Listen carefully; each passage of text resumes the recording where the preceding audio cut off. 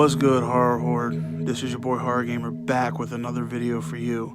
And this video is the first video of the Final Four of the March Murder Madness tournament. This video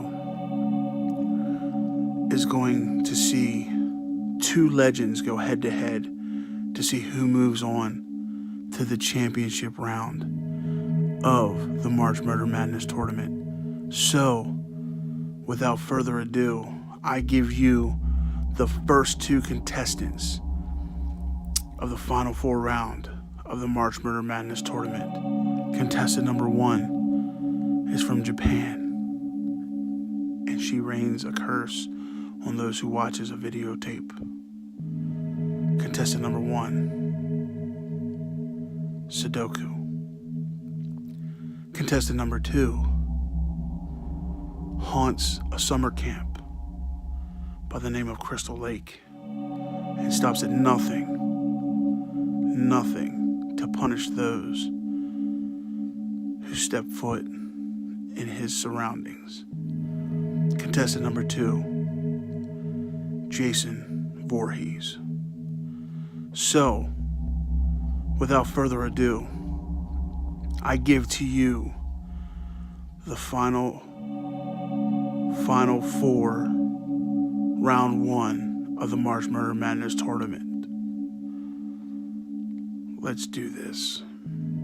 Category number one, overall Rotten Tomato score.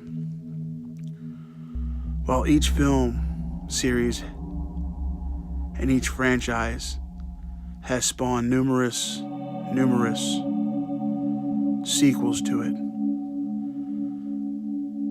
The Ring gets an overall Rotten Tomato score of 79%.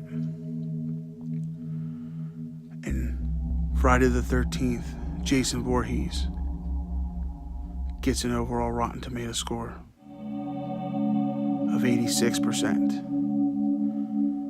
Thus, giving this round, or this category, to Jason Voorhees. Category number two, overall length of franchise.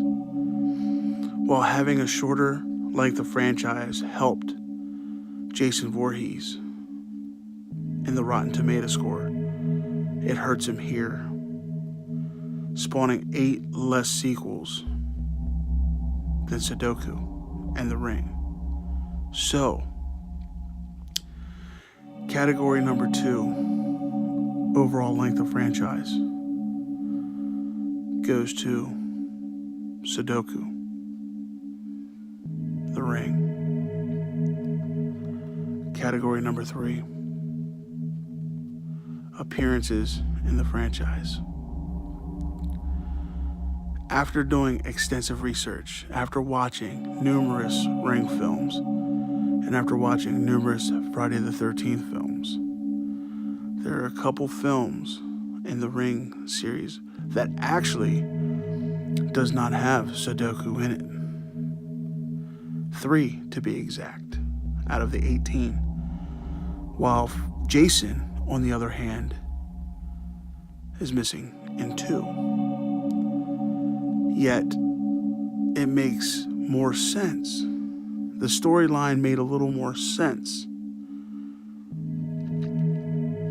with Jason than it did to Sadako. So, category number 3, and by a slim margin, goes to Jason Voorhees, Friday the 13th. Category number 4, all-out creep factor. This category is a very tough and demanding category for each of the characters. Yet both have supernatural aspects to each. I sat down and I've watched and I've researched each film to look for one part that stands out the most to bring the chills down the spine and to make you uncomfortable. And in this one, it was more of human will than anything. As I was watching each film franchise, I was looking for which part scared me the most, or what would be the scariest. And I came up with one.